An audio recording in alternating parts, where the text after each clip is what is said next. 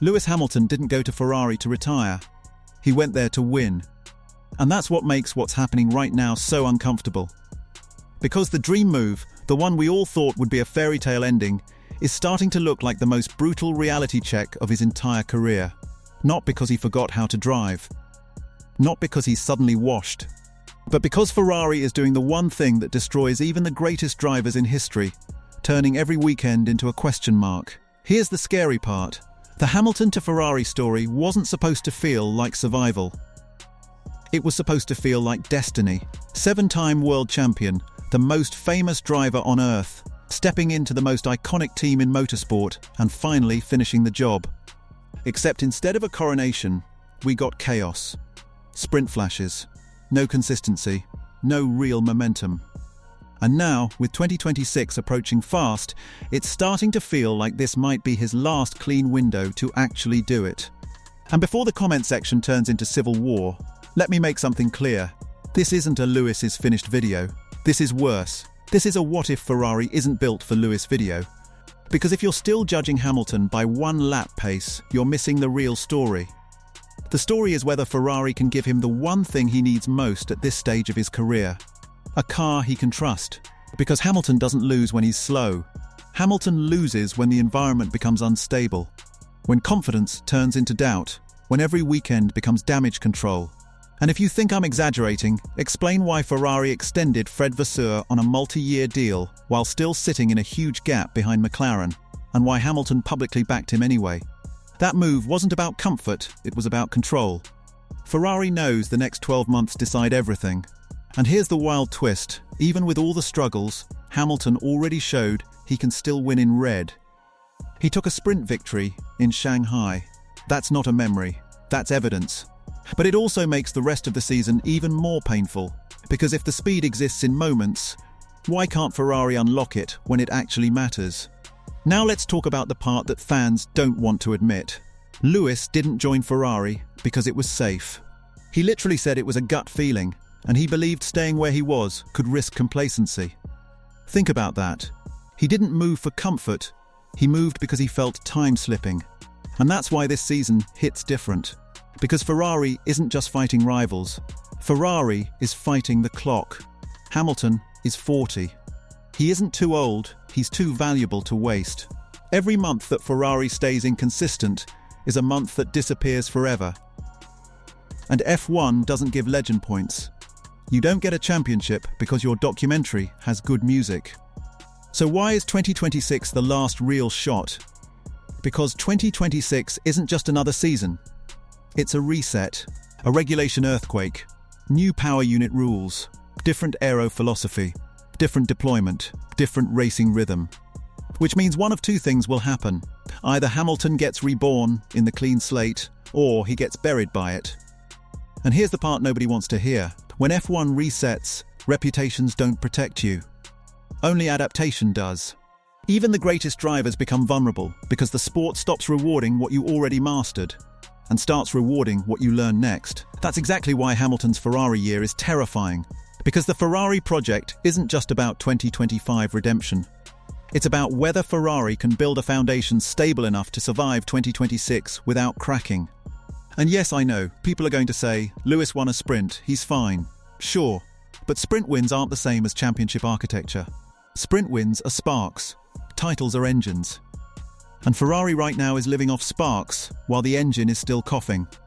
And if you're thinking, okay, so what's the disaster? Here it is. The disaster isn't that Hamilton is struggling. The disaster is that Ferrari is giving him the exact type of season that destroys drivers psychologically. Not rage, not failure, but confusion. One weekend you feel close. Next weekend, you're nowhere. One upgrade works. Next upgrade kills balance. One strategy looks genius. Next strategy looks like a prank. That's how careers end. Not with a bang, with a slow bleeding of confidence. Because Hamilton's greatness has always been tied to one thing.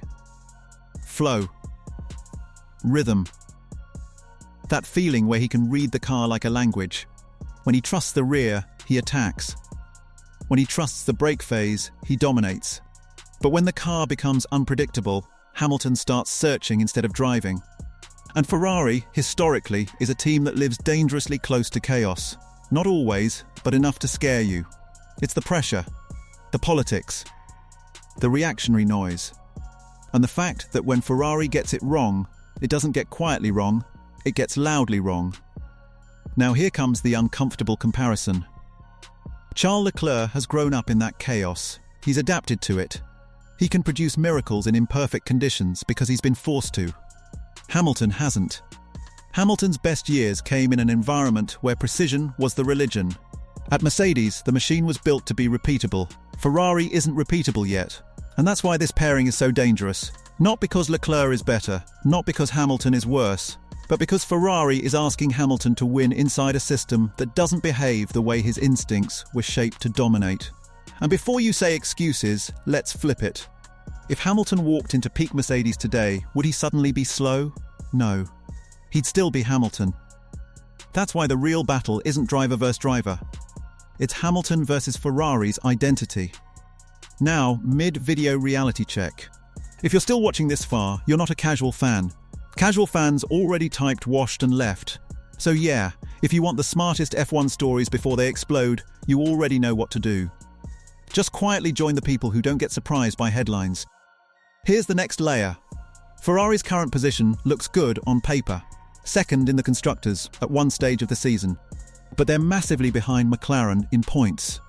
That's not a title fight. That's a distance. And in F1, distance equals structural weakness. Because a small gap can be fixed with upgrades.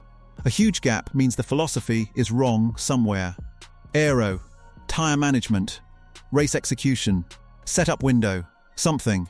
And Hamilton is the kind of driver who can feel that instantly. So when Hamilton publicly supports Fred Vasseur, it's not just loyalty, it's a signal. It means Hamilton sees Vasseur as the only stable anchor in a storm. Ferrari extending him is Ferrari telling the paddock, we're not panicking. We're committing. But committing isn't the same as winning. And now the real cliffhanger, what if Ferrari's biggest problem isn't speed at all, but trust? Because Hamilton can drive around speed issues. He's done it before. The problem is when the car lies. When the balance shifts mid-corner, when the rear snaps on exits, when tyre performance falls off a cliff without warning. That's when even a champion becomes human. And 2026 is going to amplify that problem. New cars, new energy deployment, less margin for error, more unpredictability. If Ferrari can't give Hamilton stability now, why should anyone believe they'll give it to him in the biggest reset in years?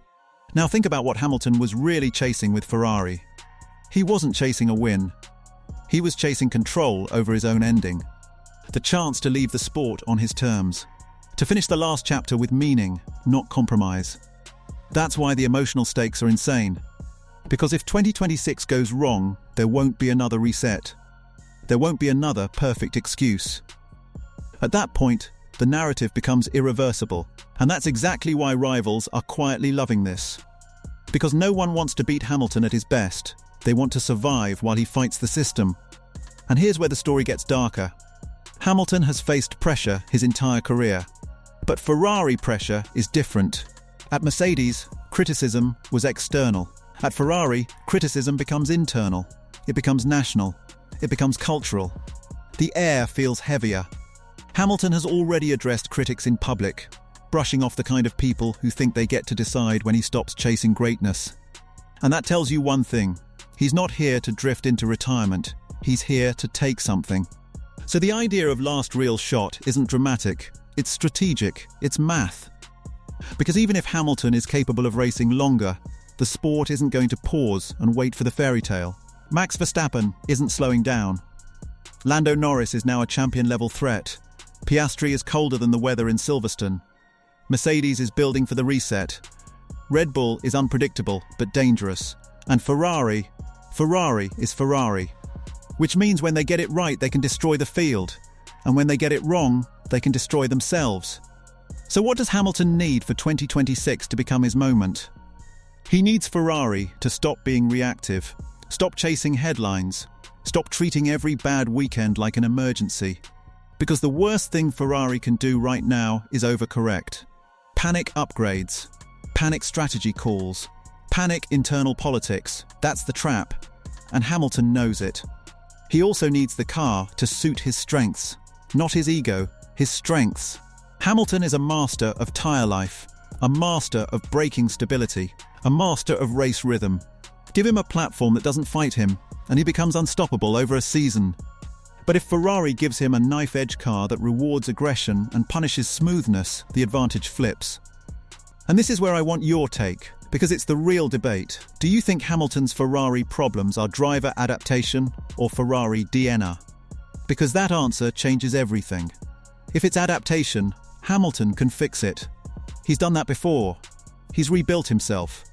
But if it's Ferrari DNA, then 2026 isn't just a shot, it's a gamble with the highest stakes in F1. Now, quick micro-like moment. If you're sitting there thinking, yeah, this is actually a scary storyline, you already know that little button exists for a reason. Here's what makes this even more brutal. We don't even know if Ferrari will give him a clear priority. Leclerc is the future. Hamilton is the legend. That's a beautiful marketing line and a dangerous racing reality. Because 2026 will demand ruthless clarity. And Ferrari has historically struggled with clarity under pressure. Strategy errors, role confusion, mid-season indecision. And Hamilton, at this stage, needs clarity more than ever. Because the moment Ferrari hesitates, the season is over. Now, Act 3 payoff time. Here's the truth nobody wants to say out loud.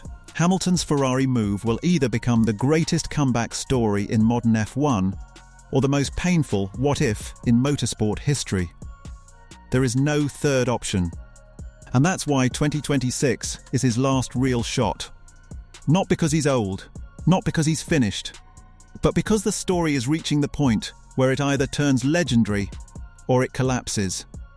And the scariest part? We're already seeing the signs of both outcomes. The sprint win proves the magic still exists. The lack of podium consistency proves the foundation isn't ready. The Vasseur extension proves Ferrari is committing to stability. But the gap to McLaren proves stability alone doesn't win championships. So when you hear Ferrari disaster, don't picture a crash. Picture something worse. A season where Hamilton is good, but never allowed to be great. And if that happens again in 2026, it won't just hurt Hamilton. It'll change Ferrari's future too. Because Ferrari didn't sign Hamilton for a sprint win. Ferrari signed Hamilton to rewrite history. Now the final twist. If Ferrari does pull it off, if 2026 gives Hamilton the car and structure he needs, it won't just be an 8th title. It will be the most powerful championship narrative Formula One has ever sold. A champion written off. A team doubted. A sport reset. And a legend who refused to go quietly. That's why this matters now, not later. Now. So I'll leave you with the question that decides everything. Does Lewis Hamilton still have one more era in him, or does Ferrari have one more collapse left in it? Drop your prediction in the comments, because I promise you, this debate is going to get ugly fast. And if you want the next piece of the puzzle, watch my video on why the 2026 regulation reset could change the entire order of Formula One. Because once you understand what's coming, you'll understand why Hamilton's timeline is shrinking by the day.